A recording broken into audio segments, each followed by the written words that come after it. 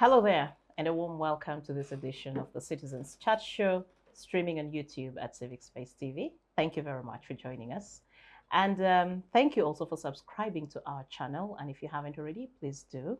My name is Judith Atim. And today on the show, we are discussing the quality of elections in Uganda, the case of Kawempe by-election. And a little later, we shall also talk about the UPDF deployment in South Sudan and its implications. And by the time you're watching this show, chances are very high that the results of the Kawempe North by-election will be out, and most likely the winner shall be known. But for the past few weeks also on this show, our focus and conversations have largely been on Kawempe North, and especially the events that have unfolded. We've also used Kawempe North to make a case for what is to come in the 2026 general elections. My guests who are joining me to discuss this are the usual. From my immediate left, Mr. Joseph Ochieno, political commentator and a UPC Ideologue. Joseph, good afternoon and welcome to the show. Thanks for having me, always. Thank you. Next to Joseph is Dr. Sarah Bireete, Executive Director, Center for Constitutional Governance. Good afternoon, Doctor. Well, I don't know whether to say good afternoon. I'm sure many Ugandans are as extremely sad as I am today as to what our country has been turned into by hooligans. I'm feeling very sad. I think the feeling is mutual. But welcome to the show nonetheless. Last but not least, Honourable George Odongo, member of the East African Legislative Assembly. Honourable, always a pleasure having you join us on the show. Thank you very, very much. Let's just dive in really fast. Of course, I'll ask you for your quick thoughts on what's happening or what has been happening in Kawempe. We know the violence and brutality that has characterized the process, the brutality against civilians, against members of the NUP, against journalists in particular. We've had lots of irregularities, allegations of irregularities over the last few days, pre-taking of ballot papers. We've had cases of journalist equipment being confiscated, but also on the last day of campaigns, President Museveni was in Kawempe campaigning for NRM's Farida Nambi. Whereas the president's presence in Kawempe was seen as a boost for the NRM, on the other hand, it was an inconvenience to the NUP, who had to move the venue for their last rally to another spot. I think I'll start with you, Dr. Sarah. Already your heart seems quite heavy about everything that has been happening. Just pour it out, let it out. Well, first of all, and for fellow citizens, is to say that the quality of elections that should happen in Uganda are clearly defined in the Constitution. Our Constitution is 30 years old. I know that several aspects of the Constitution have been mutated over time, including removal of term limits, and the reason we are in a mad country today is because of that removal of term limits and the so-called life presidency that defines the madness that is, I'm sure, depressing many Ugandans, be it NRM supporters, be it to those who seek change. I'm sure many Ugandans of good reason, of well intentions, that still have common sense are depressed by events in Kawempe. There are those section of Ugandans that are extremely immune to bad events, sad events happening in our country, that rejoice in the misery of like a group of journalists that are missing, that have been abducted, a group of journalists that have been assaulted, a group of journalists that are lying in hospital beds because their work has been criminalized by the UPDF. And to make matters worse, the tweets that come through the handle of the CDF that are really comical, that are really absurd, that are really unfortunate. And one cannot stop, questioning whether the president is in the right state of mind. It's a question we can no longer avoid in this country as to whether President Museveni is in the right state of mind, as to whether he is qualified, because the Constitution has that criteria of the mental state of a person qualified to occupy the office of the president, because of the numerous functions that this person is supposed to discharge, and the functions that I think President Museveni is no longer discharging because of the mess that we find ourselves in. And I don't know how we can get a solution around this question. Is he still capable?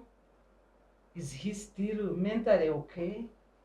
Does he know what is happening in the country? Is he shielded from the abnormal events, sad events, unfortunate events happening in the country, majority of them vested by his own son? Is he aware or is not?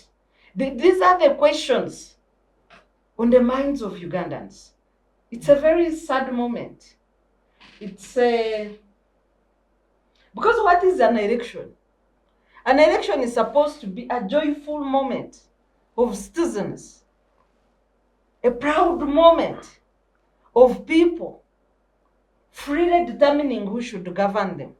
That's Article 1 of the Constitution, the free choice and the free will of Ugandans. If you look at events in Kawempe, it's a gunpoint choice. Kawempe residents have been pushed to make a gunpoint choice as to who should govern them. The biggest casualties are members of the fourth estate, members whose duty is to inform the public about what's happening, whose duty is to make news and in a way demand for accountability from duty bearers. Members who are supposed to keep a torch lighting on our journey as a country are lying on their hospital beds with bandages all over their bodies, with blood flowing from all parts of their body, legs short, assaulted, falling over. Is this a country we are supposed to be in? And why? Why? Does President Museveni know that there will be a Uganda beyond him, whether he likes it or not? Does he know that? That whether he likes it or not, he cannot outlive a nation? Does he know it?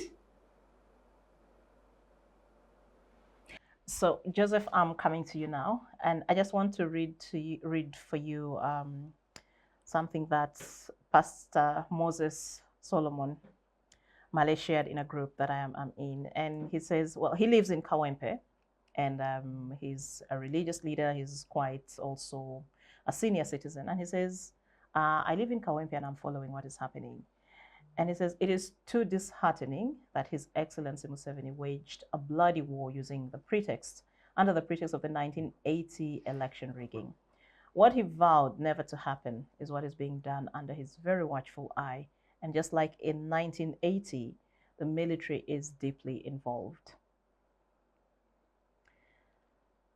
Yeah. Events that we're seeing today, are they reminiscent of what you saw in the 80s? No. Mm-hmm. The pastor is right that what's happening today shouldn't happen. He's absolutely wrong. I don't know where he was in 1980, but he's absolutely right that he would have bought in the propaganda of Mr. Museveni about 1980 general elections. And to let that go is to give very sad justifications that many people in NRA, including some very sober friends, or at least friends whom I think are normally sober in NRA, still continue to justify the criminality that we've been seeing around, particularly in Kawempe, on the basis of what happened in 1980. Apart from providing security, there is not a single polling station that I know. And of the 100 and possibly 10, 11 or so polling stations, because 16 constituencies did not have elections where candidates passed unopposed. But the remaining constituencies, there is none that you would compare with the mess we've seen in Kawempe. And I've challenged my friends elsewhere on social media that even some of the videos, and by this, Sarah, it's interesting, that on a daily basis, some of the things that Sarah's been saying, they've been drama. And every drama per day in the last 2 weeks, all of them are unprecedented. And none of them you can relate with any elections, certainly not in the 1980 general election. But of course, the specifics are these, that the soldiers, apart from providing broad security, I don't know cases where there's soldiers in polling stations. I never saw soldiers. In fact, I've said this again and again, I never saw police officers at Nagongara polling station. I was lucky enough to be voting for the first time. And Nagongara is a relatively urbanized space. It's still the largest polling station in my constituency. We never saw police officers. And so this is not comparable. Where he's absolutely right is that Mr. Museveni in 79-80 said in a massive blackmail onto the people of Uganda that he either would win the elections or he would go to the bush. In other words, if he didn't win, basically the election would have been rigged, he would go to the bush, and he did. But since then, it's unfortunately 45 years, they can't provide evidence of rigged elections in 1980. But beyond that, part of what Sarah again is referring to is that we are talking of just yesterday, 2 legislators arrested, 2 journalists beaten up. I do not know any legislator who was beaten in 1980. I do not know of any journalists who suffered the mess and nonsense that we've seen today. But let's put aside 1980. I am simply saying that even if these things were true 45 years ago, there is absolutely no justification that such a mess that we are seeing today would happen. I was trying to bring it forward and say that, look, George, I was at Bukedia for the by-elections. That thing was so crude. The victims, as George was saying to us the other time in, I think, a different setting, was that even NRA guys get victimized by this. So what we are asking for is for the nation state civility, not really members of the opposition only. So Bukedia was hugely embarrassing, hugely violent, and I used the space and my other spaces nationally and globally to expose it. And many of us did. Mr. Museveni, interestingly, responded rather, quote, positively. He said that he didn't know what was going on. I gave him credit for it, and he said this thing shouldn't happen. It has been suggested that in part because of his reactions and this directive over Bukedia, that we had a relatively non-violent elections in Oyam, and then in Dokolo, and then you could argue recently in Kigezi sub-region. And I'm talking broader Kigezi sub-region because now Kawempe, is it a constituency in Kawempe or the kind of fear that is now capturing the entirety of Kampala yesterday and today? I didn't expect that following these by-elections, and a by-election that comes interestingly from a constituency that had been occupied by an opposition leader who died suspiciously, mysteriously, an opposition leader who had previously been victim of torture by the NRA security, that such an election and such a place like Kawempe, if I was advising Mr. Museveni, I'm not even sure whether it's a constituency where he would say do or die. And so it becomes then extremely strange that we're seeing what was happening. And the last 2 weeks, you say, what is it that must be done in Kawempe to calm down? What is the threat about Kawempe that anybody who replaces Segrinya, is he going to march into State House and take over power? Is he or she going to multiply 100 times so that they swing the balance of power in the National Assembly? And within the next few months, and we're going through a general elections, it simply doesn't make sense. So in brief conclusion, though, is that it would appear that some crude advisors, and I think I agree with Sarah, I'm not sure if Mr. Museveni is in charge. So although I'm completely convinced that Museveni of the early 70s, whom I know a lot about, by the way, is the same Museveni of 1980 and the same Museveni today. I think this Museveni is old, or there's something else that I may try to reserve to say that there's something fundamentally wrong with Mr. Museveni, that the guy seems to have lost control. And particularly, I think the guy has lost control to his son, and particularly there's and must be some family dispute, to the extent that the guy says one thing, his son possibly says another, and that the officials, political officials under his son, the Minister of Defense, say something else, and up to and including Minister of Internal Affairs. And in all these things, it is rather scary in 2025, meaning whatever happens, whatever the Reverend said, whatever happened in 1980, there is no justification to what's happening here. Why am I concluding like this? I'm concluding like this, saying that, look, if this is March, and the elections are hardly 10 months away from today, meaning the national general elections, there's every reason why we should be worried. Thank you, Joseph.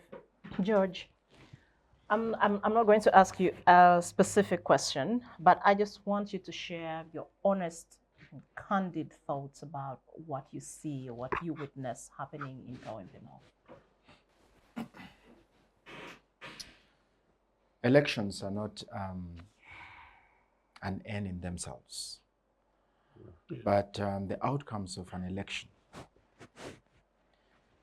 has a multiplier effect, because elections provide an indication of our governance. Governance is a very, very critical element for the stability of the country, for almost every aspect of our lives depends on governance. So the optics are really, really bad coming from Kawempe, and I really feel sad that we are dealing with if what is going on that I am seeing on the media is an indication of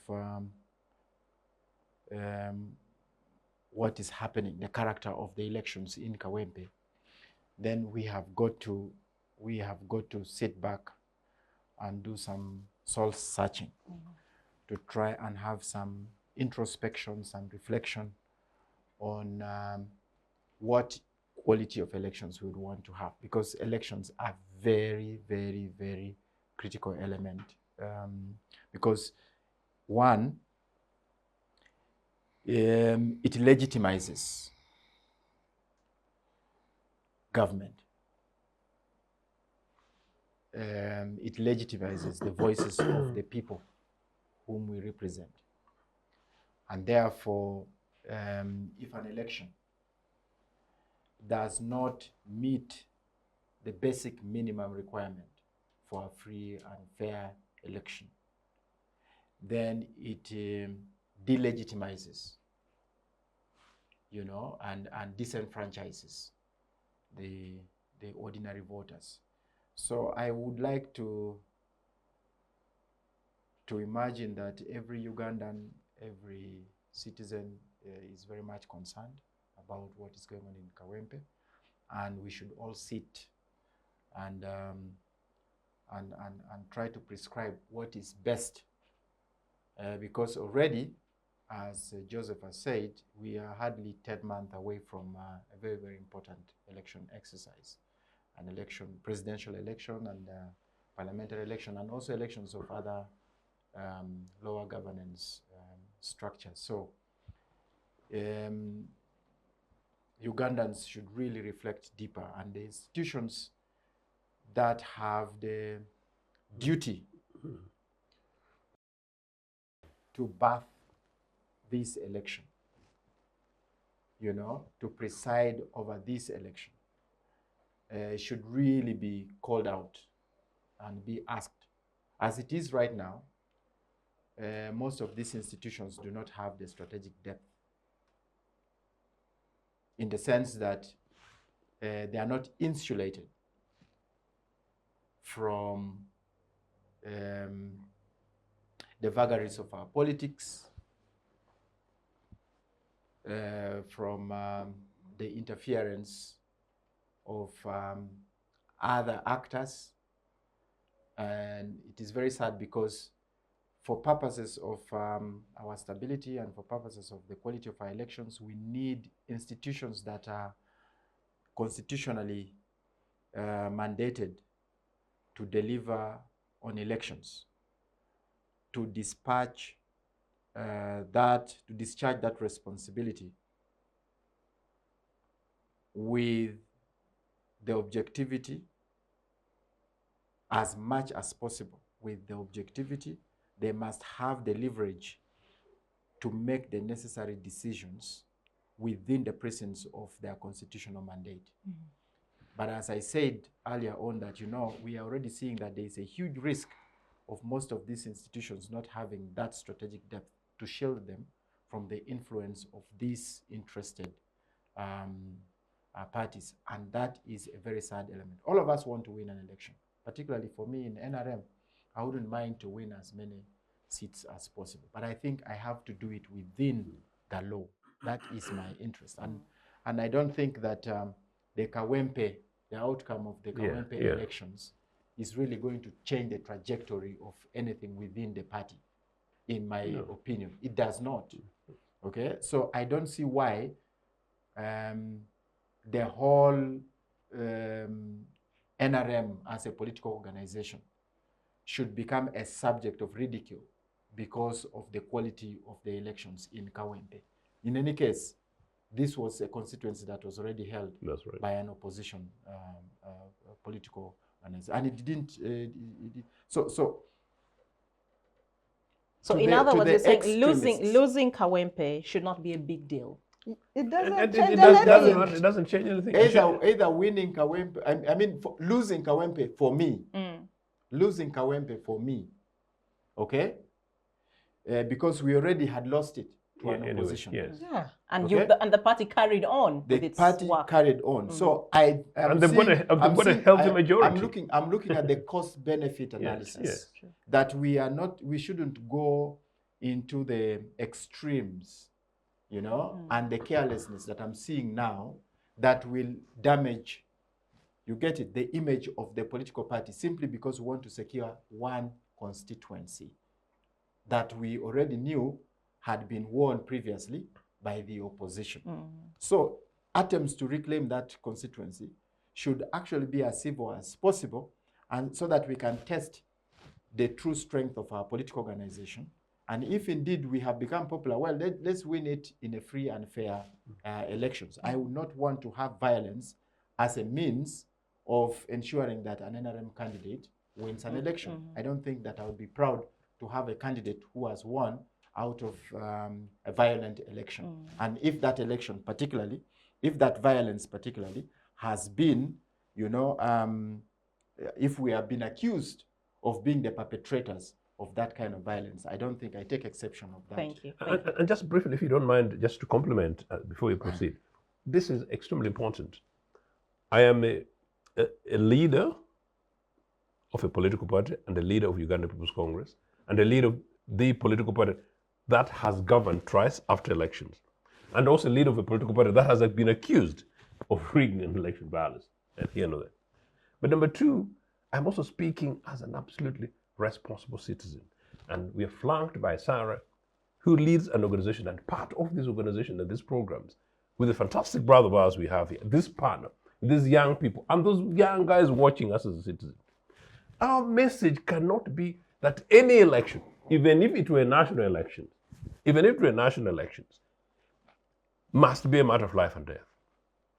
And in any case, even losing government, even if national election is taking place, and this is an important message for my colleagues in other political organizations, that we're going towards elections, and yes, it cannot be a matter of life and death.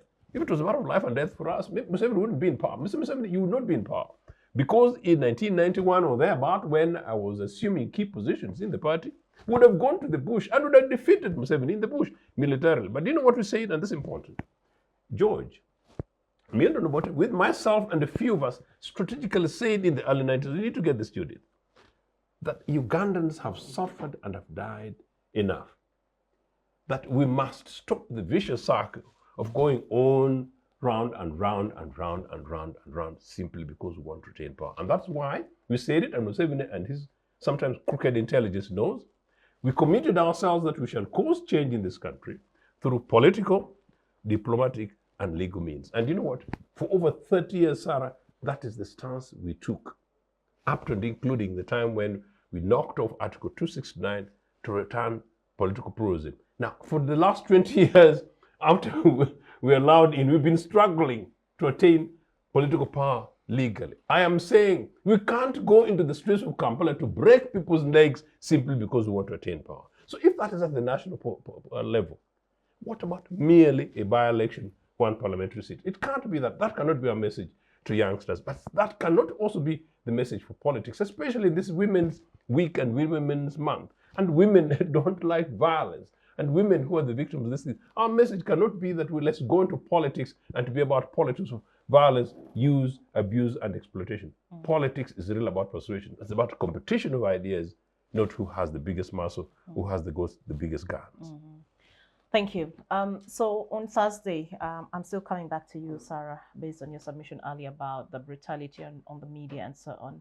And there are people who think that perhaps there should have been a media blackout, you know, for the Kawempe by-election, and perhaps by extension, a blackout on all government activities or events. And maybe things like this could also extend to the coming general elections in 2026. But what would be the broader implication of a country that is starved of information just because the state, through the army and security operatives, have basically made the work of the media so difficult? An attack on members of the media should be responded to with a blackout on the attackers until whether an apology is given or there are reparations to the people who have been assaulted, kidnapped, equipment broken. Who is going to media houses are already spending money to treat their assaulted journalists. They've lost equipment. They have a role to play in our governance. They have a role to play. Government cannot communicate to themselves. They are here marketing PDM, Guru, whatever for their campaigns. The president going all over the country. You think he would have a media blackout? If he cannot take charge of his office and duties as a president, then black him out. It has impact. So why should you extend the coverage to him when his son is busy brutalizing the country, left, right, and center? What are you covering? Are you promoting brutality to the public or what? Are you rewarding brutality and his inaction as a commanding-in-chief? So those should be the reparations, the solutions that are available to the citizens as non-violent. Withdraw your services. Simple. If your services are not being respected, why do you keep offering them to the people that are assaulting you? Withdraw. Withdrawal of labor is an effective industrial action globally. So withdraw your labor to the people abusing you, abusing your services, abusing your rights, dishonoring you, brutalizing you. Why should you cover them? You know, today I remembered, I watched an African movie a gentleman lost a wife, but had a childhood friend and they had been separated over time. So during the season of mourning his wife, he went to see this childhood friend who lived very far, only to find that the childhood friend had married his deceased wife, the ghost. So when he reached in the... Was that a Nigerian No, movie? just first leave, first wait for the message. So when he reached in the house, he's welcomed by his wife's ghost. And he's like, wait a minute. Is this your wife? Where does she come from? Of course, the ghost had hidden. Then he describes, I said, but that's the village where my deceased wife was coming from. He said, no. He said, and then he saw the pictures.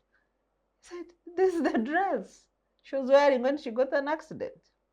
So until they visited the grave and found the names were the same.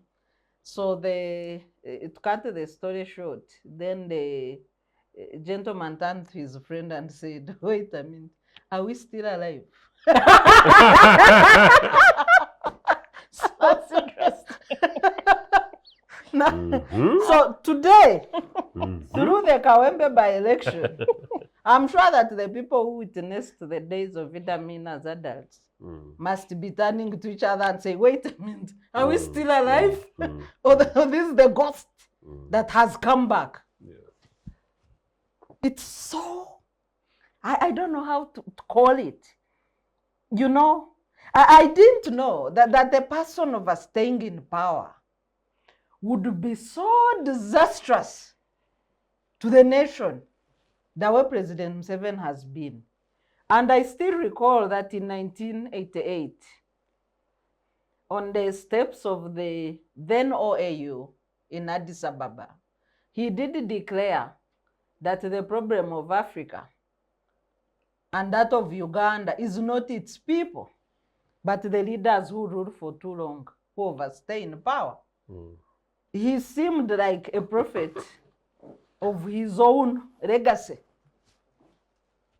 Because the so-called new breed of African leaders, or leader, the so-called leader of fundamental change, all the proclamations that he made, all the good things he did, especially in his first 20 years, he did achieve some good things as a leader.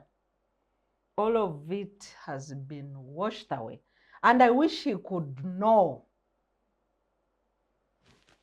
the feelings of Ugandans today. I wish he could know. I wish he could know the anger of Ugandans today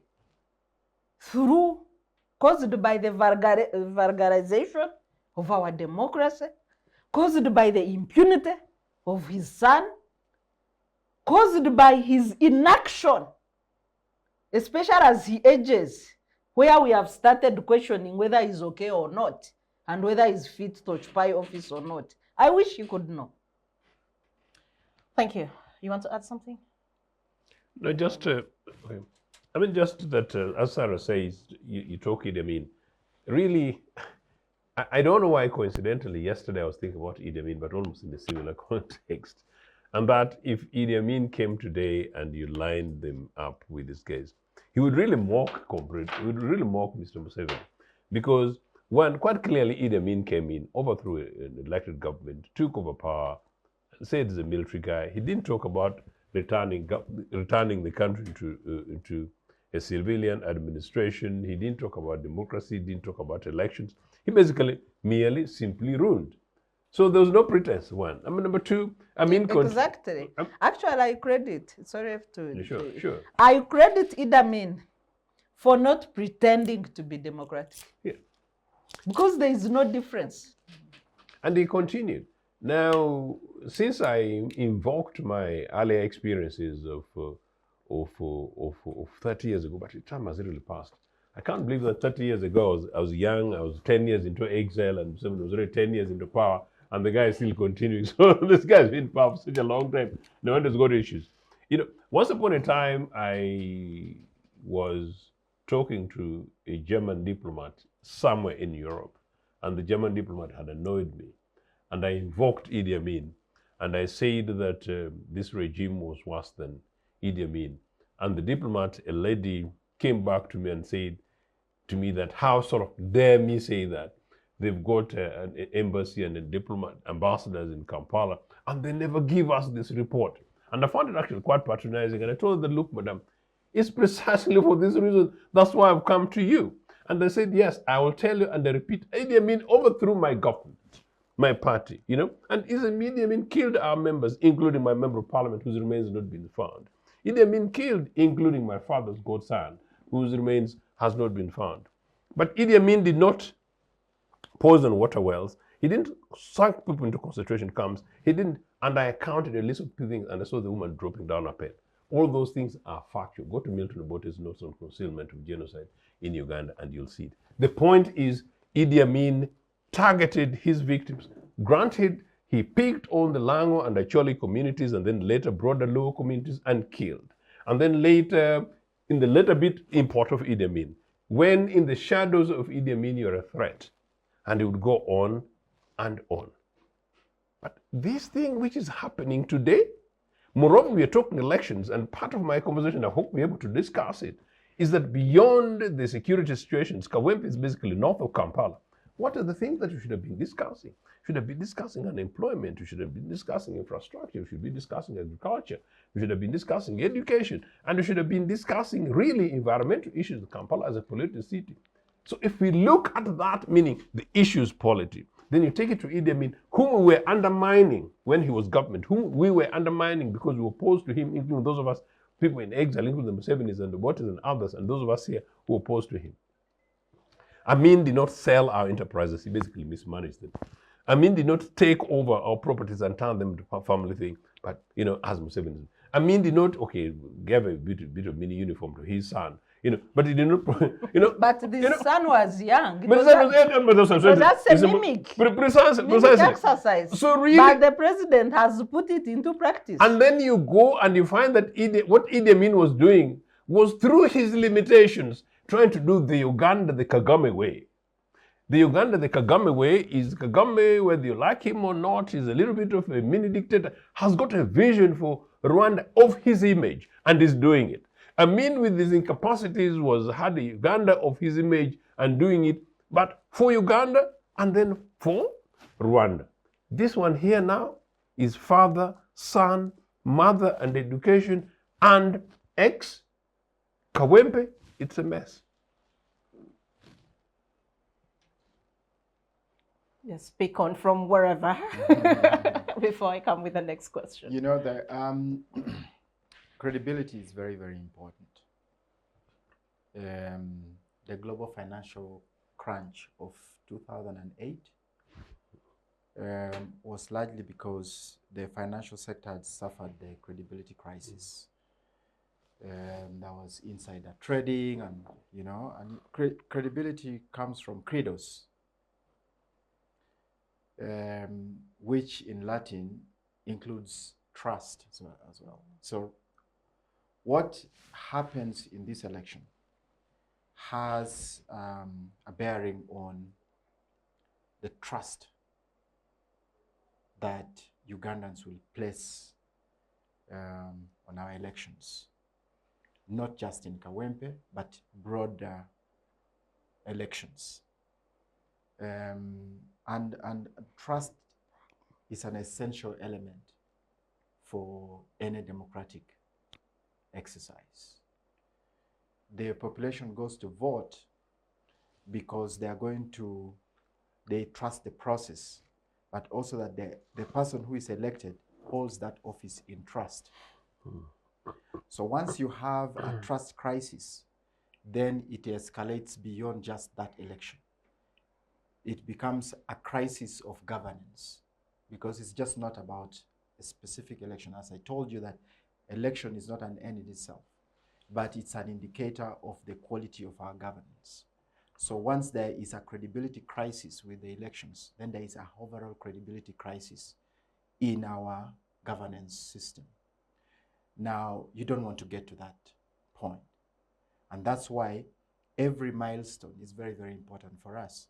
And I thought that the Kawempe would then be a prototype, would be something that we would use to showcase how far we have gone in fixing our election problems. Remember that there have been several court cases related to elections, and in every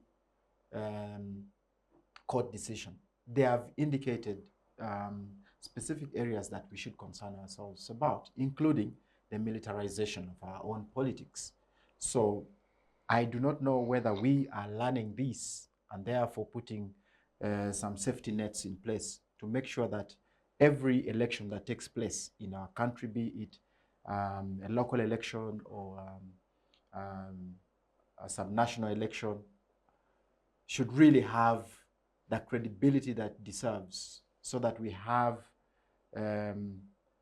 people's confidence become part and parcel of how we manage the affairs, public affairs. As it is right now, I'm really fearing that this has struck the wrong chord with the public, at least going by what is going on in the social media. You know, I am interested in the big picture issues, which is really that we need credibility in our electoral processes beyond just Kawempe. But Kawempe has sent very negative signals across the country. And I will tell you, I said this before here, that there is a tendency to make this an NRM thing. But I can tell you that the conversations within the NRM platforms, several NRM platforms, I mean, from my sub-county to national level, the narrative is the same. But then that why, the people, why the are ordinary NRM people are saying, this is not anything close to what we want to see. But why are these voices not being amplified or cascaded upwards? How do you mean? The voices of the NRM that you're saying, like within the party itself and the supporters, there's this content that this is actually not how an election should be conducted. But why are we not hearing these voices loud enough? But I'm here speaking about it because Yeah. I have the platform. Yeah. Okay. Yeah. But Fair there point. could be Fair point. others out there who do not have this platform. Yeah. So I want to tell Ugandans there that this thing does not fall within the minimum threshold of a free and a fair election environment that even us NRM people would want to enjoy, because we are part of that electorate. Yeah. So it's a hydra that doesn't make a choice. So violence doesn't make a choice whether you are yellow, blue, or red. And this country is indivisible. It's just one country that all of us must jealously protect. True. Yeah. Dr. Sarah, I'm coming back to you. So when you see, when you watched the footage of all these military vehicles entering Kawempe, I actually saw a post on X by Kanare Mugume, and he said, no, this is not DRC. This is actually Kawempe. And all this, it is just a battlefield, you know, an election, a civil process turned into a battlefield.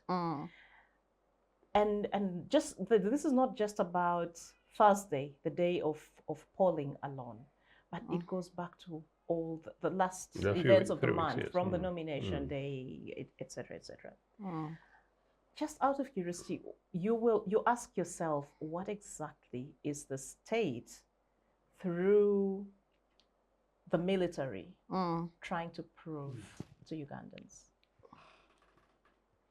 You see, the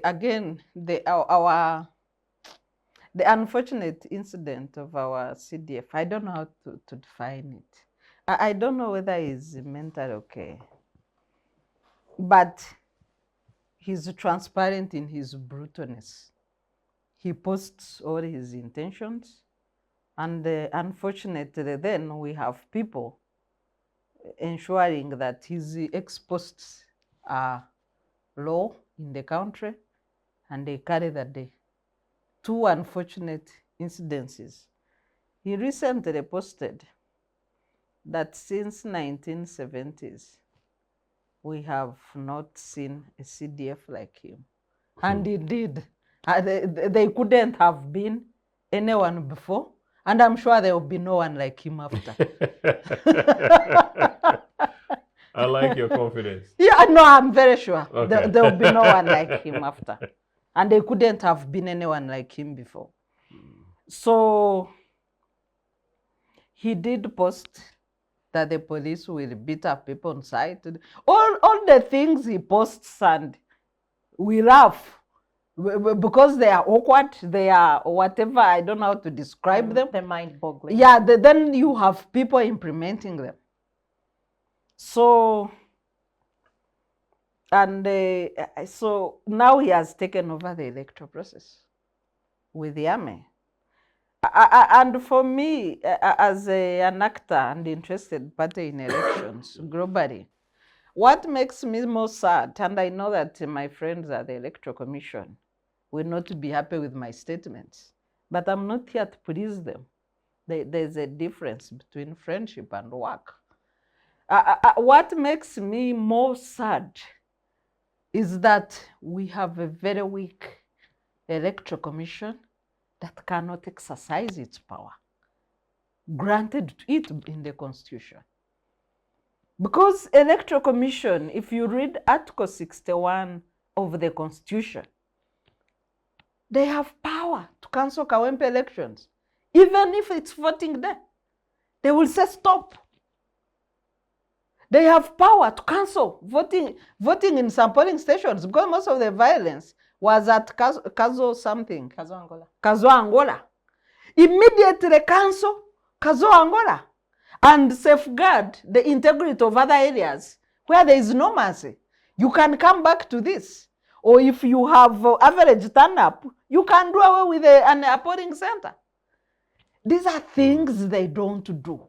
Simple things they can do to rescue a whole exercise where taxpayers' money has been spent that they don't do. And I don't know what to do with them.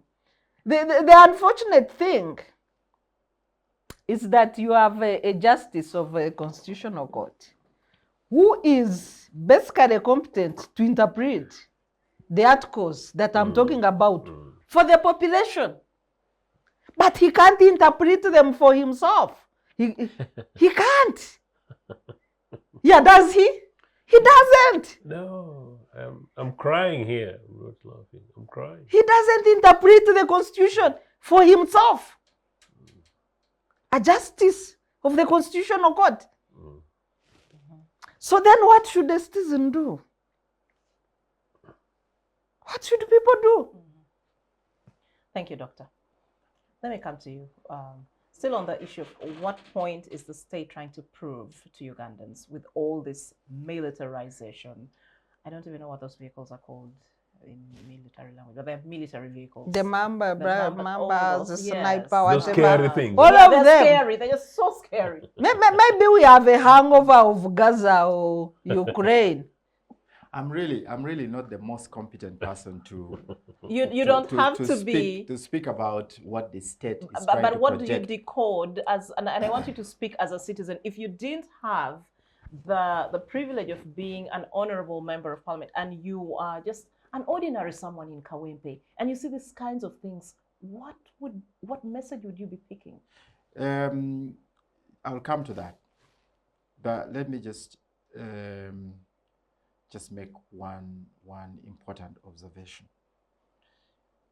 Restraint is a very, very, very, very essential ingredient in competition.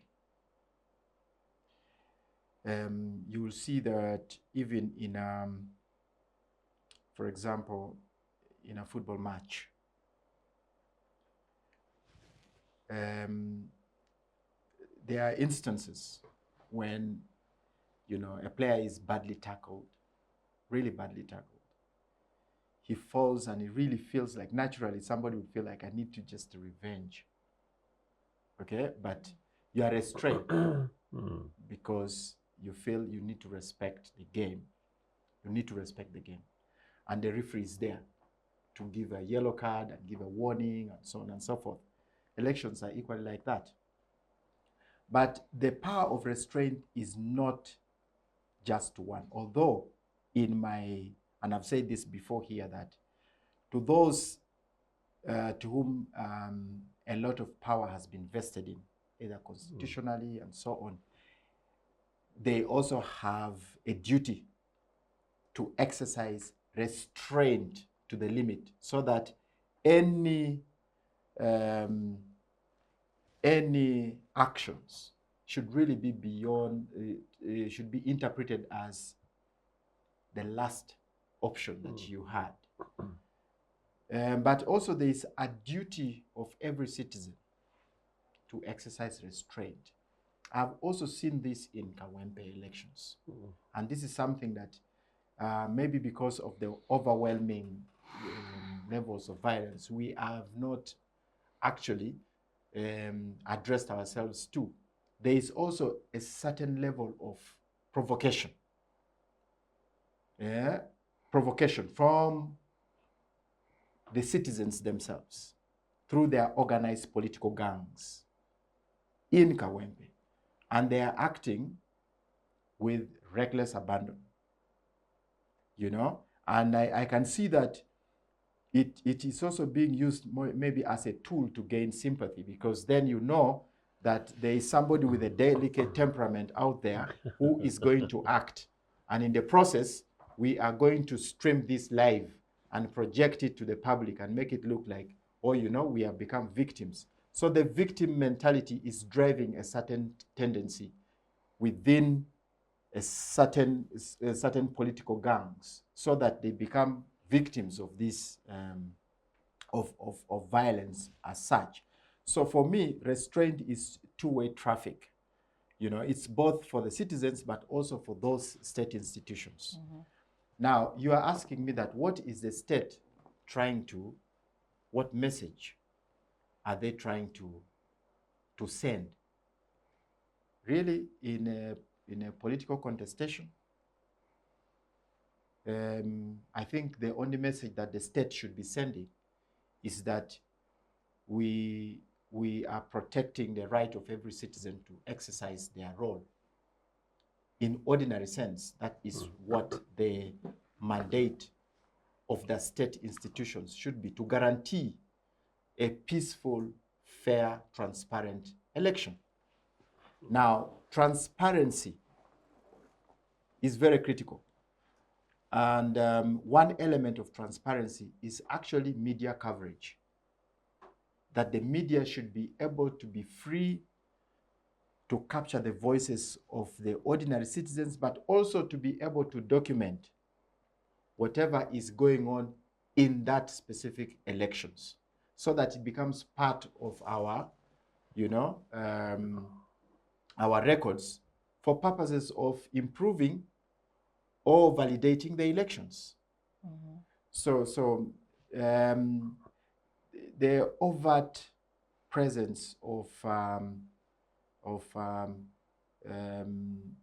military, in this case police, and all these other anti-terrorism police, the overt deployment.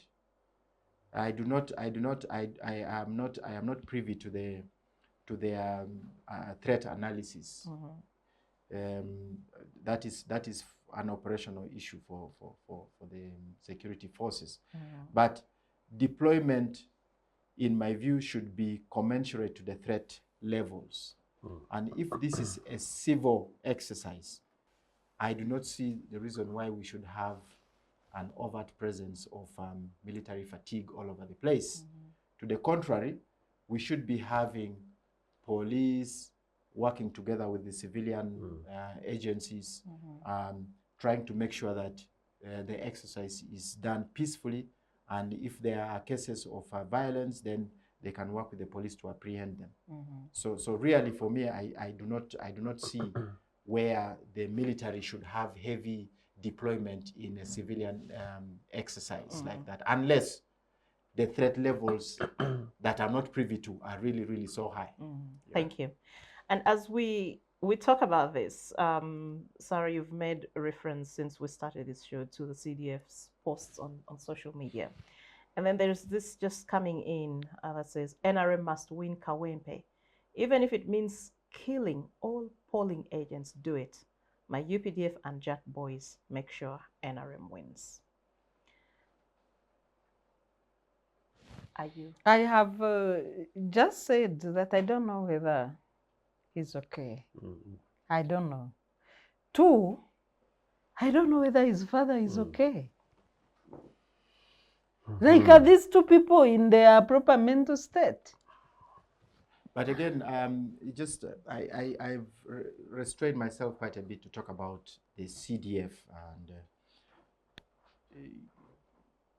and rightfully so, because I really don't want to address myself to the views of the CDF on some of these issues, because the people who are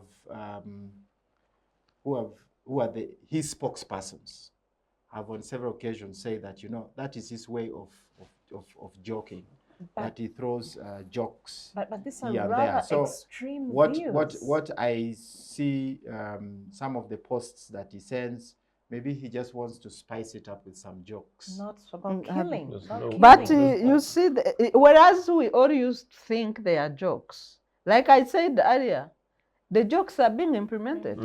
With a roving minister who moves everywhere to implement the jokes, and other people. So when the jokes get implemented, including the deployment of our troops in South Sudan, so should we take it as a joke? But the troops are there in South Sudan, and the line minister is not aware. So are these jokes, or it's issues that are being implemented? He talked about violence in Kawempe. The violence has happened. So the jokes are being implemented. And the attacks on NUP specifically, there were so many posts also about that, going after NUP, and this has also been done. So for me, I think really that if this is what President Museveni has turned into, let him quit. Yeah. Just very quickly, and then we take a break. There was a comment about restraint, which I thought was a fantastic analogy about football. In fact, I wanted to supplement it, but for primarily this reason, that actually in that game of football, other elements of the restraint is possibly not even about the beautiful game. It's not even about the referee, but it's about the point that I made earlier, that these things are not matters of life and death. And so the best footballers in the world will, either in the defense of a possibility of a goal being scored against them or losing out on scoring, if they so see fit that the next move, possibly pushing their feet or their leg or their arm, is going to cause harm, it's going to cause injury to their opponent, in many cases they'll rather hold back their action and let the consequences, which may or may not include either a goal against them or losing out scoring. Now that's restraint.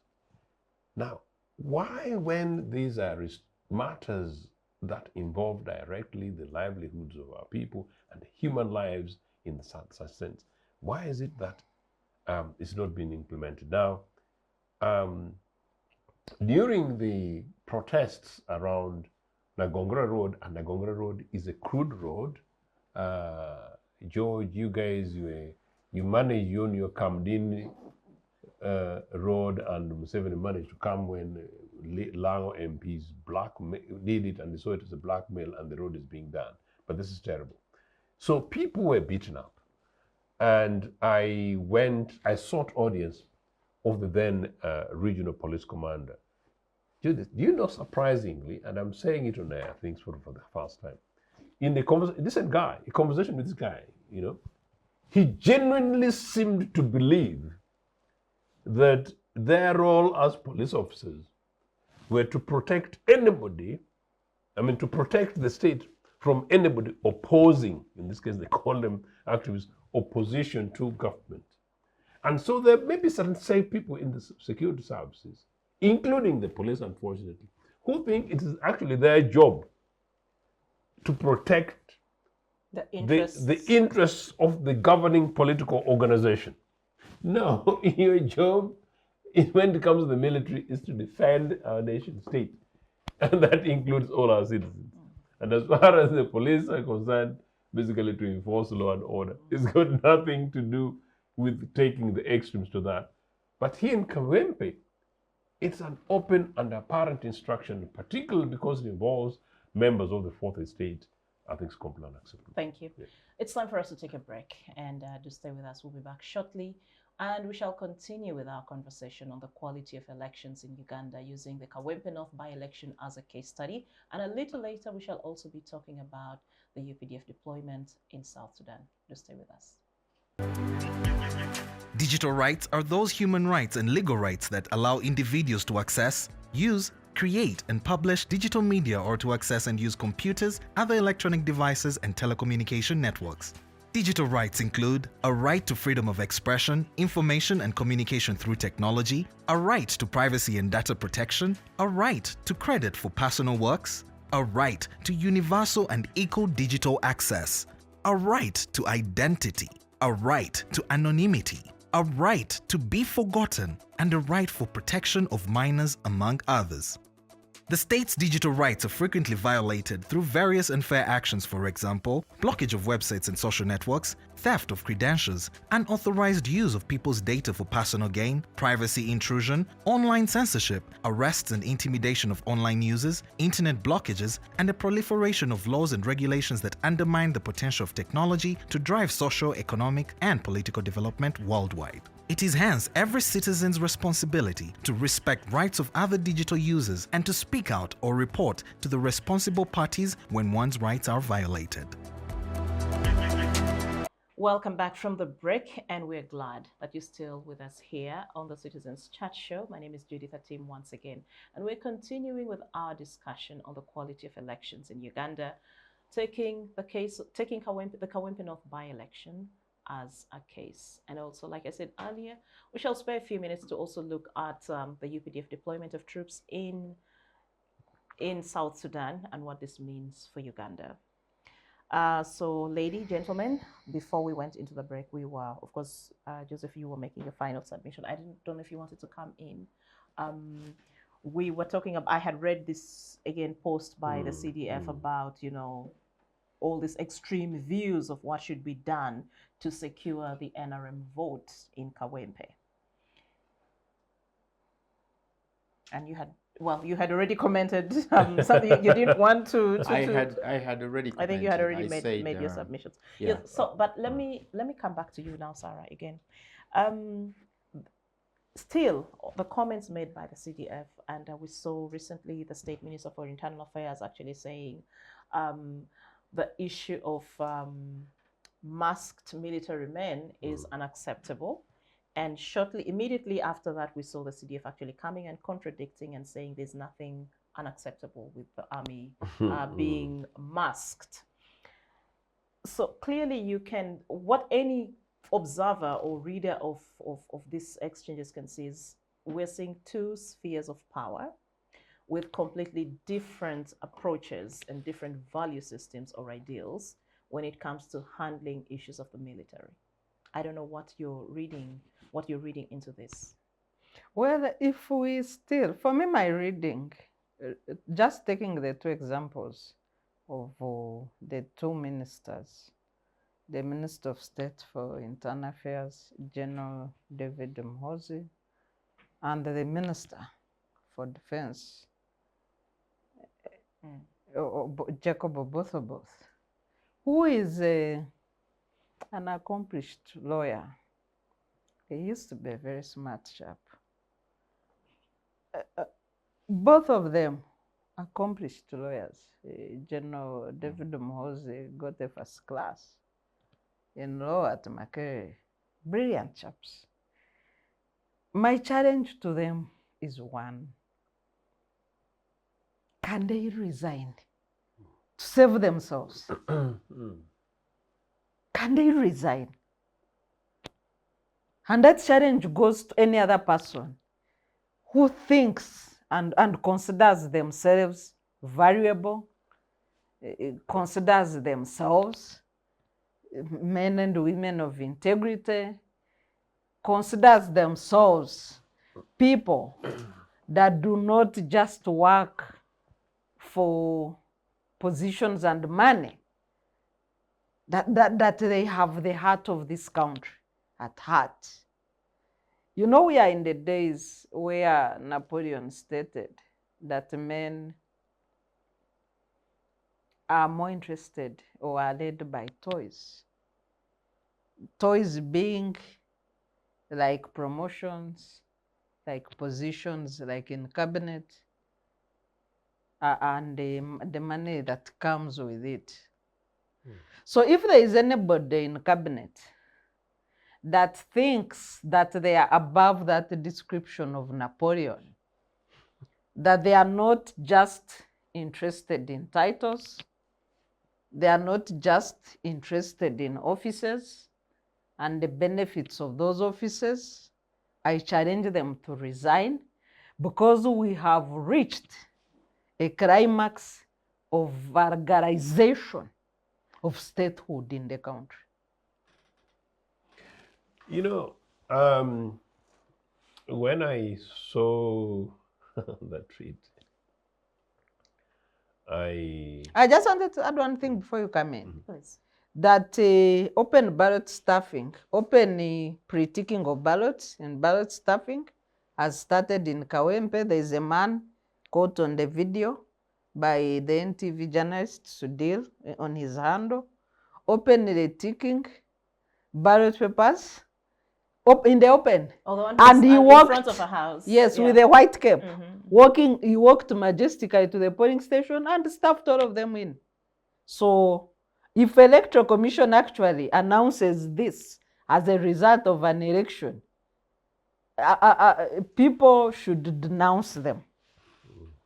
Joseph, you can carry on. Yeah, as I said, in part, the tweet by Mr. Muhoozi about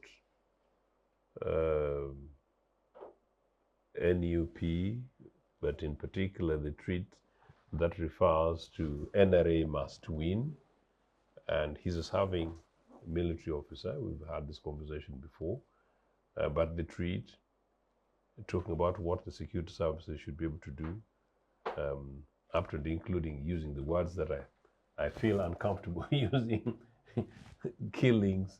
And for the record, George, you are a recent friend of mine. We've now known each other for the last 1 year, but we're close, very good friends.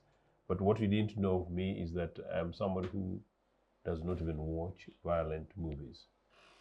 I know Sarah is very But you would have watched that of Are We Still Alive? so that's the extent to which that's the extent to which I detest and fear violence. Actually, I don't watch wrestling.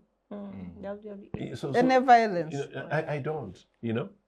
So reading what Muhoozi has said, I want to close my eyes.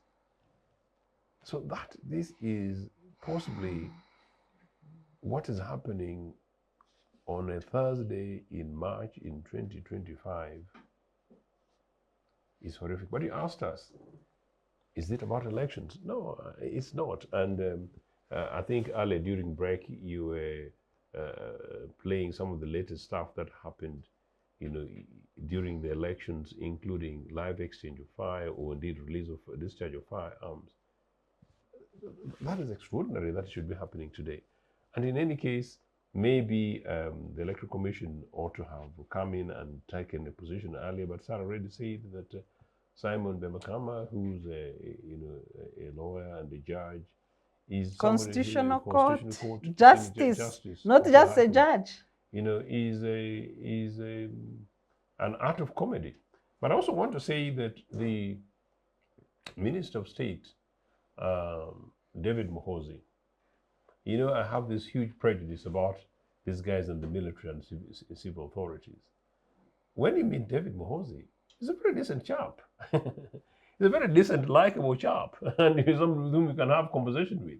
But also beyond that, you know, away from controversies, even when he's representing government, a regime that I don't like, he'll come out across very reasonable accomplished and possibly very persuasive. Yeah. You know?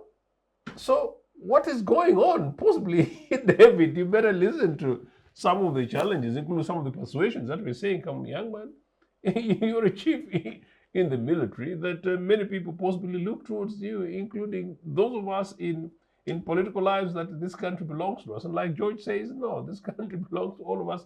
We need to work towards trying to save it. Now, my other good land friend, Jacob Obothobot, is a personal friend. You know, He's very accomplished. He's a personal friend. And Jacob is also, Jacob does God, you know, invokes God very much. Now, obviously, I was quite critical of Jacob when you hosted Muhoozi, not because, you know, for Rick Japs were very, very welcoming, but when you hosted him, but the context as of the chief guest, the context of the hosting was that chief guest, so who's who?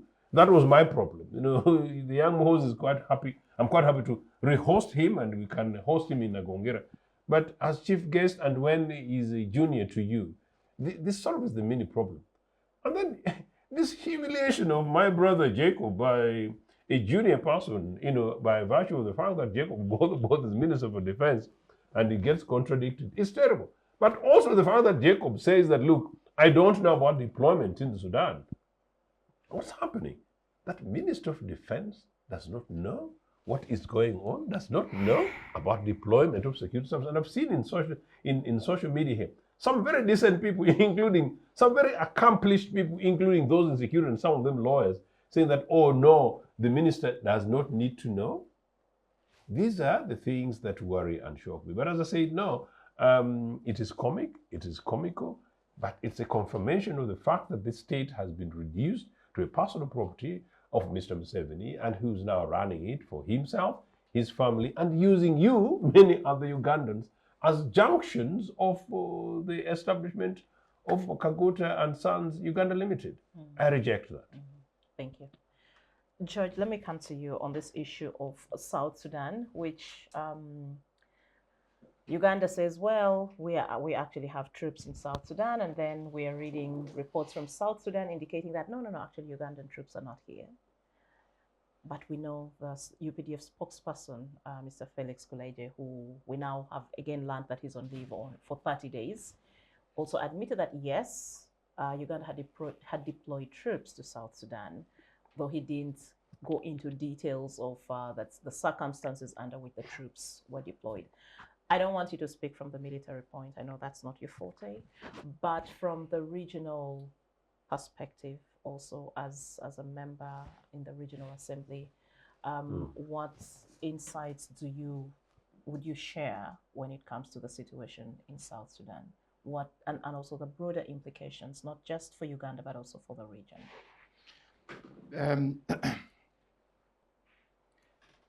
There is policy, and then there is structure, process, you know. So the chief policy communicator for every sector is the minister. And I'm not talking about power relations here, because it could have different dynamics. But in terms of the structure of the state and how the state functions, the chief policy spokesperson for every sector is the sector minister. So when Oboth makes a statement, it is because he is the lead policy spokesperson. Deployment of troops outside the presence of our territory is a major policy issue, because there are sovereign issues around deployment of troops. So he is within his docket and within his mandate to officially communicate position of government on matters of deployment of troops outside, because it's a major policy issue. The CDF and the spokesperson could be right on operational issues, because that is not for the minister. The matter of operations is not for the minister. But when it comes to deployment of troops, those are contained even within our laws. There is a policy directive to that, and it is the minister who is the lead spokesperson. So the minister has clearly stated that UPDF is not deployed in the Republic of South Sudan. And I've also heard the spokesperson of the government of South Sudan saying they have not received any UPDF in the Republic of South Sudan. Really? Yes, the spokesperson of the Republic of Government of South Sudan has said they do not, they have not seen any deployment of UPDF troops in South Sudan. Now, I cannot. Yeah. So are they there as mercenaries? That is what is not clear. So but that said, it is not out of scope for, say, UPDF to be deployed in a sister country, as long as it is a bilateral arrangement and it doesn't offend the provisions of the treaty of the East African Community, because bilateral relations are equally encouraged by that treaty. So if there is an understanding between two partner states, with one inviting another to reinforce its security, it is okay. But just sorry, and I'd like to be educated on this. If it is on bilateral terms, my assumption, I could be wrong, is that Parliament, there would have been some kind of conversation and Parliament would have been aware of that, wouldn't it? That's why I was saying. The minister. Initially, I've made it clear that the minister is responsible for policy. Who is responsible for policy has made a statement that there is no deployment. His counterpart on the other side has equally confirmed that there is no deployment. But now I'm talking about these military interventions. Yeah. And I've said it is not out of scope for a military to be involved in another partner state for as long as there is a bilateral arrangement to that effect. Of course, once that has taken shape, then it has to conform to certain procedures. That is the same case we have with, say, for example, with the DRC. We have a bilateral arrangement where the DRC has working together with UPDF, has UPDF deployed within its territory. So that can also be the case between Uganda and South Sudan. But at the moment, from the statements that have come out officially from the governments, we can't even talk about deployment. Yes. Thank you. I'll come to you, Dr. Sarah. Well, constitutionally speaking, deployment of foreign troops or Uganda's troops abroad is governed by the Constitution, and there are two ways about it. One is that you request for prior authorization of Parliament to deploy troops abroad, or in cases of emergencies, you deploy troops and brief Parliament retrospectively. President Museveni has operated under the Clause 2, which would ideally be an exception for 30 years of the Constitution. In instances where they've briefed Parliament, they always brief Parliament retrospectively.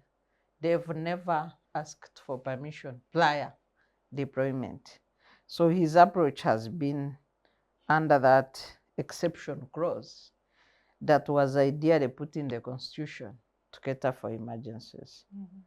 The CDF posted that he received an emergency request from the president of South Sudan for UPDF assistance amidst a crisis of arrest of about 5 ministers, of arrest and shootings of generals. Generally, a mini-coup situation in South Sudan. And previously, the UPDF has been playing a role, especially at that time when Riek Machar almost overthrew Salva Kiir during that misunderstanding of the peace agreement.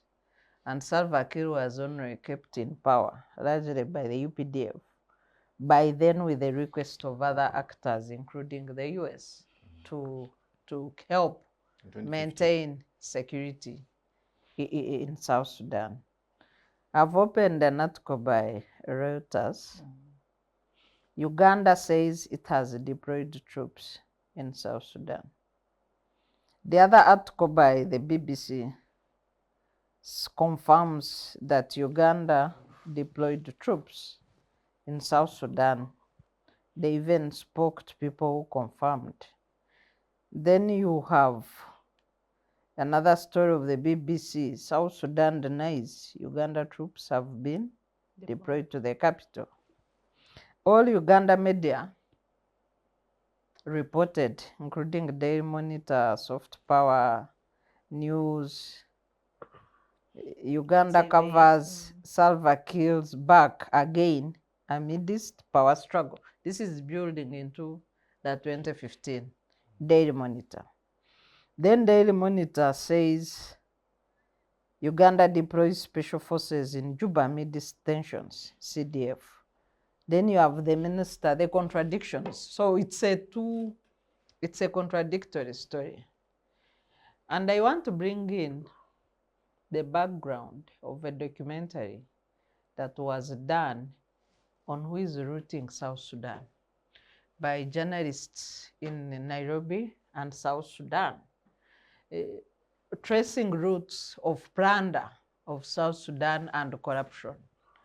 That documentary carries allegations of cash payments to the Uganda government for mercenary work by UPDF. So when you have these contradictions, I have deployed, I have not deployed, troops are in South Sudan, we don't know them. You can't avoid, thinking of that documentary to say that the UPDF was not doing official bilateral work, but mercenary work to keep an individual in power. And it could be a repeat of that. And that's why sections are denying it.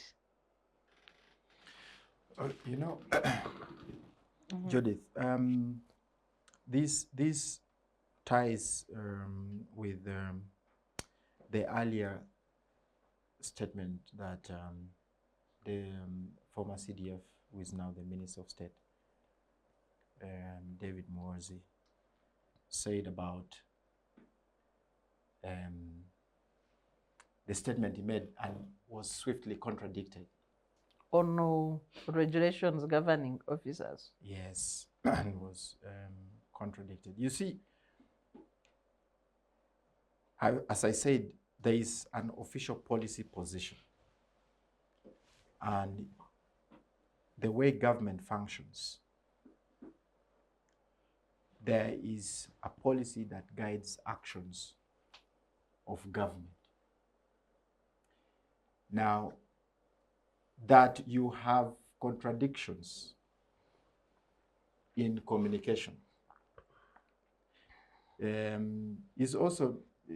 it happens that we have different opinions about the same thing. Trouble is that now we are living in an open space where I can just openly make my opinion, and Joseph makes his opinion and so on, and it becomes part of public conversation. But there is a forum that usually sits down and talks about those things.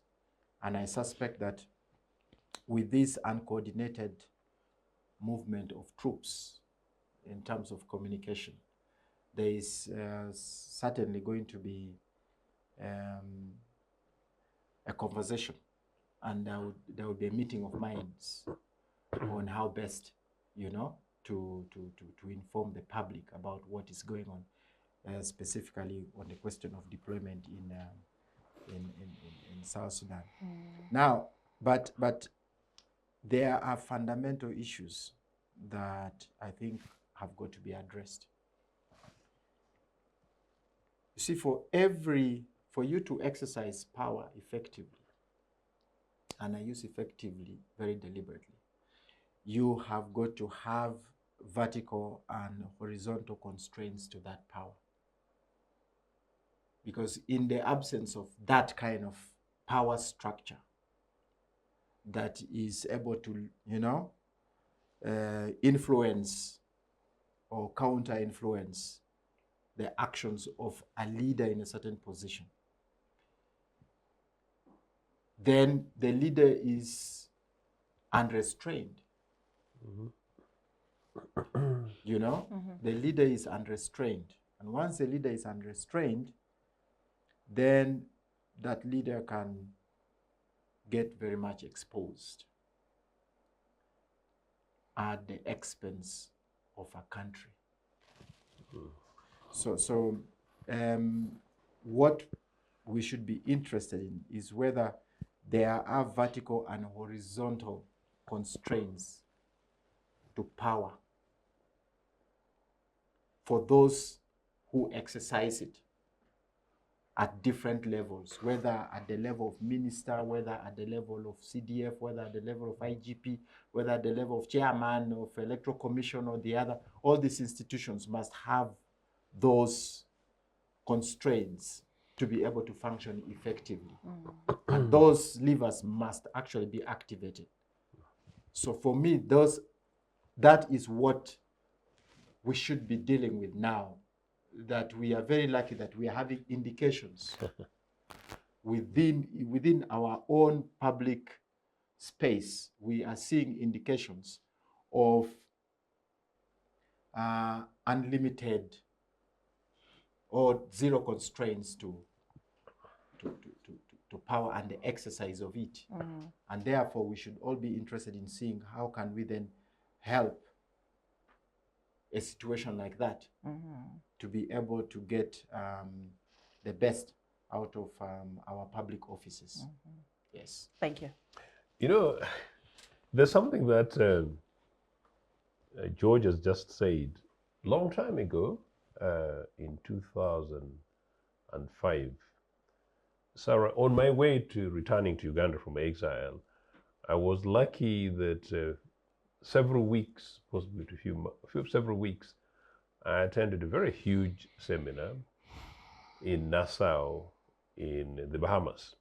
Nassau, their capital, fantastic place. Africans are there, our people taken for slaves. This very big mind masters guy, who happens to be someone who has got relationship with friends who now end up being friends with Donald Trump, but it's a slightly different conversation, says amongst two things that I pick. One for motivational stuff that is really general help, but the other is the point you make. That when you are leaders in whatever spaces, and you reach a stage in which you cannot be advised, and you reach a stage in which you're the supremo, and you reach a stage in which you can't be restrained, and you reach a stage in which nothing sort of holds you back, wife, husband, or perhaps even something called spiritual thing. No God reigns. Yeah? You have hit a dead end, and you are at a time in which you are extremely dangerous to yourself, dangerous to society. He called it, you're a dictator, but he gave it context to withdraw the word dictator, or else we get lost into it from a politicized concept. And that's what it is. That has really sufficiently helped me to continuously check myself, including in my extremes, over the years as a person. But when it becomes a national thing, a political thing, where politics of impunity prevails, it becomes very dangerous. So the point that George is making is a lesson to all of us, or else people think we're talking X. But it's extremely important. And when it gets to X, it's almost like this politics of nuclear weapons, where guys who hold these things, you either press it to end the world or you Nuclear don't. codes. It's crazy. But now that we've said that, and I know I've gone on and on and on about it, and I think I've lost my train of thought. No, it is unfortunate that we live in a situation in which Sarah says that we have usually depended on Mr. Museveni coming to advise, inform Parliament, Under restraint. and rather than anything else. We have invaded Rwanda, invaded Burundi, invaded Congo, invaded South Sudan, controlled them and done deals, invaded Somalia, and have been critical about all of them. Seemingly, what seems to be happening at the moment, We didn't invade. No, we invade in many cases, or invade and occupy in many cases. But of course, we've now, in this case, gone to South Sudan, and the invitation of our friend Salva Kiir. We've gone to Congo this time to do deals, but we invaded Congo before, and we invaded Rwanda in 1990 October. And so we did invade, and they're using those words very deliberately, because we've done that as Uganda. Unfortunately, our names and our children are going to be paying for these things going forward. But it would also appear I have friends in all these countries. And I also have friends in South Sudan, an area in South Sudan. And by the way, Ethiopia, very interestingly, very critically, has issued a statement cautioning Uganda, and George, that's where you come in, that instead of actually Uganda, whatever the arrangement, deploying almost solely to escalate or protect one side, we should be focusing on finding peaceful solutions to the conflict in the Sudan. Now, you guys, as East African Legislative Assembly, I don't know when you guys are going to be meeting, if there is soon going to be meeting, because of the escalated situations in Sudan. I don't know how you guys operate in Arusha, when something like this is going to warrant an emergency session of sorts. I don't know, and it would be interesting for you to tell us this. But also that South Sudan is now a member of the East African community. Is it the case that for that reason, we basically band ourselves and then walk into Juba to go and check the excesses of Salva Kiir, who has been there and whom we know that actual elections should already have been taking place in South Sudan over a period of time. And Sarah talks about mercenary polity, and we know how politics of South Sudan and monies and dollars of South Sudan play themselves in the streets of Kampala. I am saddened that we discuss Congo on this program.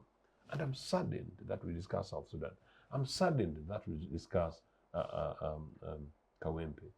George, I'm not a continuous bad boy always on the negatives.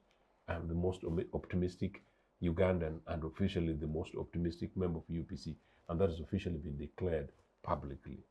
But it genuinely worries me, because I do not think deployment to go and rescue Salva Kiir is the answer, particularly when perhaps what we should be doing is to use our power to put pressure on Salva Kiir to create enabling environments in which there is a political settlement long-term in South Sudan, just as we are seeking a political settlement here in Uganda, and a settlement that does not involve any use of force or arms or breaking people's legs like we see in Kawempe. Interesting. I'm just reading a report by IGAD. They held a virtual summit on the 12th of March. Yeah. And it's an 8-page document. I'm just trying to make sense out of it. So I just think, let me just go to the tail end of it, where what they're calling for, the recommendations they're making. They recommend measures be taken immediately and in a collaborative manner in order to arrest and reverse the current trajectory. First of all parties to the conflict must cease hostilities. Secondly, an urgent dialogue between the leadership of South Sudan, facilitated by a head of state from within the IGAD region, is essential to restore mutual confidence and culminate in a joint public declaration affirming their commitment to peace, Third, the government of South Sudan is urged to forthwith release detained officials unless credible evidence warrants legal proceedings, etc. The fourth is that in order to stabilize the security and political landscape, the Secretariat advises that the Joint Defense Board be promptly reconvened to address contentious deployments such as those in Nasir and oversee the safe withdrawal of forces in coordination with UNMISS. So I don't know if at this point is where what is considered as contentious deployment. I don't know if they're being very diplomatic. Yeah, I think so. Yes. So that is what might stood include, out. but for me, if I make because I'm coming for George, who's a privilege to be sit at the high table of EALA and they deliberate for the region. The big, the elephant in the room in South Sudan is why can't it hold the elections? Yeah. And get a legitimate leader. That guy. The criteria for being a member of the East African community is clear. You must be democratic. So why can't EALA propose that we chase South Sudan from the community until when they've held elections? They've postponed elections. The last year was the fourth time of postponement. Have they indicated when they will? No. And when they postpone elections, then they throw a bit of handouts. You know the issue of Napoleon and toys. It works everywhere. They throw a bit of handouts, then the parties sign, we are happy, we are happy. So, but the elephant in the room is, can South Sudan get a legitimate leader that has a mandate of the people? In the absence of that, the situation shall not improve. And of what use is the East African community if they cannot help South Sudan do elections? George, that's a pregnant question for you. Very, very pregnant. But I admit, yes, it is important that South Sudan holds elections, and credible elections at that. Yeah. Not just to hold election for the sake of ticking boxes. Now, first, let me deal with the deployment of troops.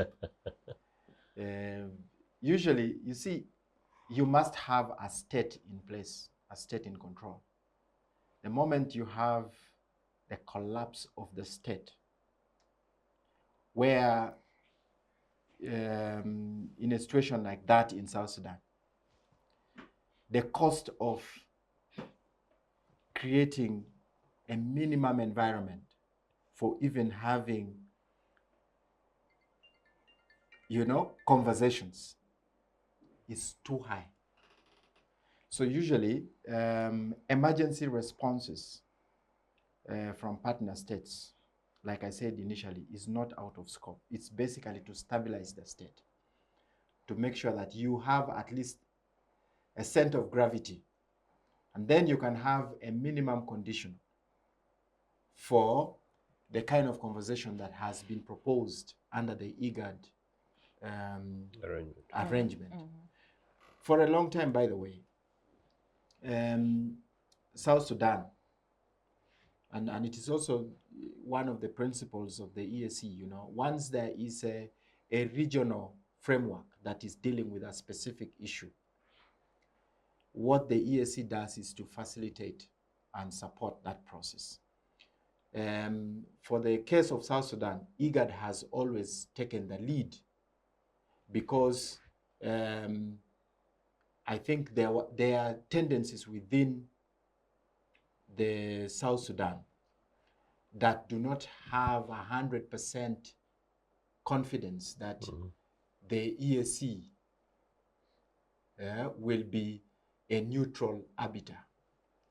So they wanted something that is, I think it's basically because of, it's a case of who is what paying the piper or something. He who calls the piper pays the tune. So there are people who are from,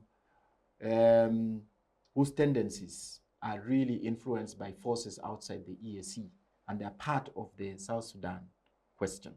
So when it came to the matter of how to resolve the South Sudan question, there was consensus that let IGAD lead the process.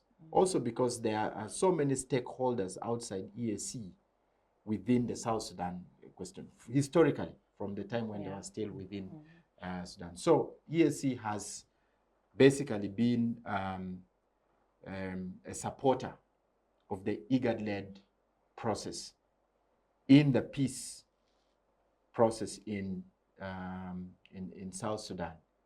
So what has happened now is that the question of elections, we have for a long time raised that issue. If you look at our reports of EALA, we would want to have a decent, free and fair election in all the EAC partner states. So Sudan is not an exception.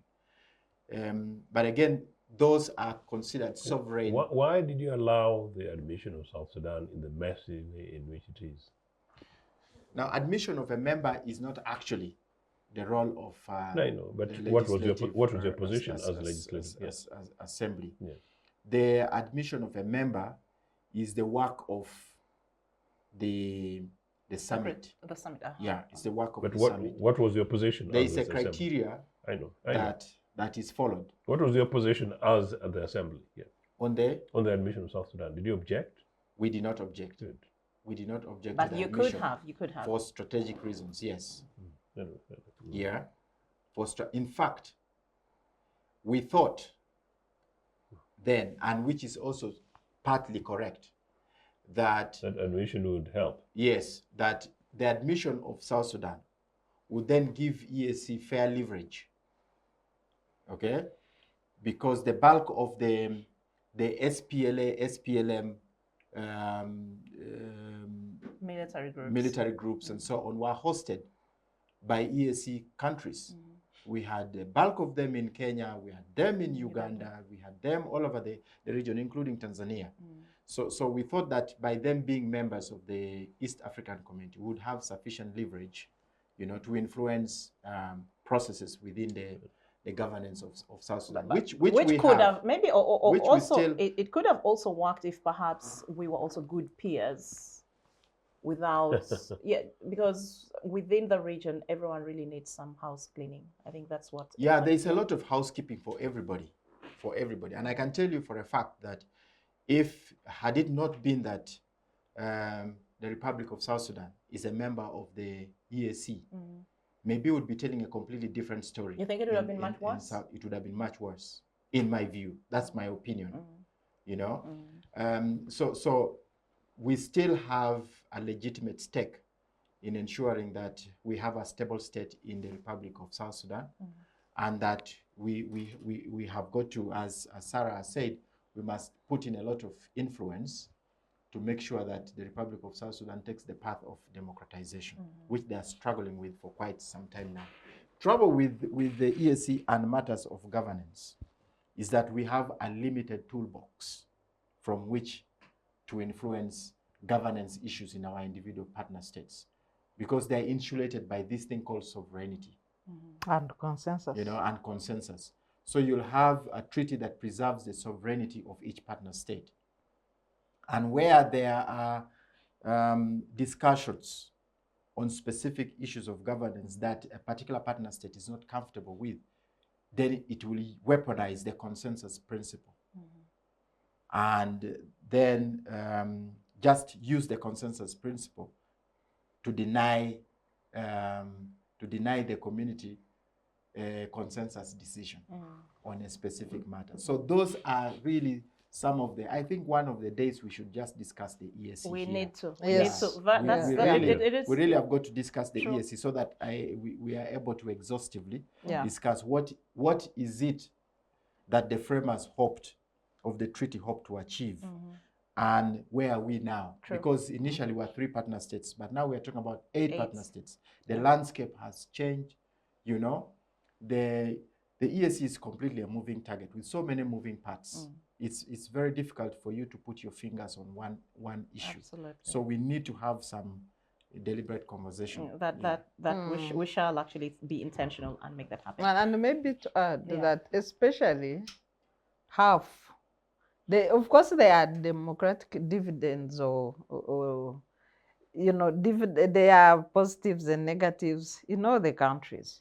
But for the 8 partner states of the East African community, 4 partner states can be said to be on a democratic path, progressing with setbacks, including Uganda, but 4 are semi-failed states. That's my opinion. Yeah, when we it's my open, personal opinion. when we have a 2-hour conversation, we shall on the substantiate. we shall definitely. And- you have plenty of room to qualify. And indeed, and at that stage, my assessment will be worse. Thank you very much. I am very think- much constrained. Just like the ESC. No, but it's time for us to actually call it a day or a show, and I just want your quick parting shots, a minute each, and then we just wrap it up, starting with you, Joseph. What can I say? But that this country has been taken for a ride, and that democracy is a myth, and that Kawempe is a shame on our country. And my concern is that if Kawempe is, if you like, the mirror that we should be focusing on leading us to the next election, we should be very worried as a country. Talk democratic deficit, I think this is a major deficit. Talking democratic deficit, if you consider the few by-elections we've had recently, this is a shocking deficit, and scaringly, because it's something that is happening around Kampala. We hope that there is no escalation over the next 12 to 24 hours, and that common sense prevails. But whatever happens, I think there is an urgent need for an audit of the process of whatever happened in Kawempe. I think it's important that we hold leaders to account, the ministries of internal affairs and all the departmental heads, including guys in the military. I think we hope that there's also going to be a review of a conversation of the electoral process, including putting on the spot the police on the spot. As I said, also in this case, the electoral commission. And I hope this is an opportunity for political parties across the board, that must include NRM, political parties, to urgently have a conversation, some kind of organized conversation, Sarah, over the next few months to discuss the state of readiness, if any, of Uganda and the political parties and organizations, and the role of the security agencies preparing ourselves to go to the next elections. Because if Kawempe is it, we could as well say that Kawempe is worse than Luwero minus the skulls. Thank you, Dr. Sarah. For me, it remains a very sad day. I did support President Museveni before I came to civil society. Having grown in a UPM that translated into an NRM family. So all my life, our household has been a supporter of President Museveni until I became a civil society actor. It's painful to see a leader who used to be reasonably good turn into what we have today. I don't think I can describe what we have today in terms of leadership. I know President Museveni has referred to his predecessors as swine, but he needs to know that history will judge him harsher than the way he judged his predecessors. Thank you, George. You see, there is a Lao saying, meaning that you don't abandon a festering wound to flies. You must continue to wash the wound and keep it clean. Keep it clean and chase away the flies, because one day the wound will heal. That's the duty of NRM. Now, Yes, sir. I don't want us to go into a fresh debate. Yeah, we are concluding. But it's a typical conclusion. You're protected. The microphone is still yours. Carry on. So good governance is like a wall that we all build, and that we place our ladders so that we climb.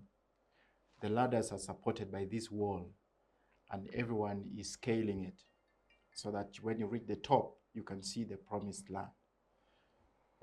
So we should selfishly, as Ugandans, guard the pillars of our governance, and that includes having free and fair elections.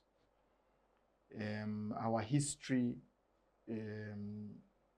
does not lack examples where, you know, democracy deficits has costed us significantly, right from the 1962s up to date. So we shouldn't be repeating ourselves. And the elections is one of those tests of our credibility, of our levels of resilience. And all of us have got to be interested. So I want to see an election that is credible, and I want to congratulate whoever is going to win an election in a credible race. Thank you so much. Thank you. Thank you very much for your great insights on this conversation on the quality of elections, looking at the Kawempe North by-election as a case, and also the implications of the UPDF deployment in South Sudan. Thank you very much. And to you who's been watching us, we do appreciate you for keeping it with us up to this time. The chat show will return next week, same time. We hope you'll join us then. My name is Judith Atim. Bye.